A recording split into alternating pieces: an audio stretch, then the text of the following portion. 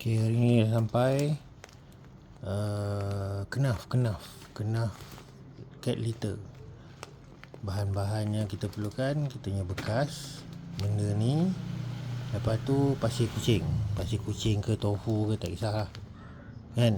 Ini kita pakai lebih kurang 20% daripada kandungan dalam bekas ni.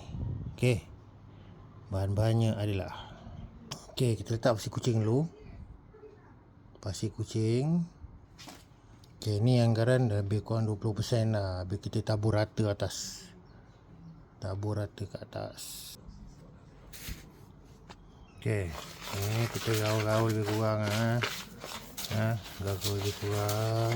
gaul lebih kurang.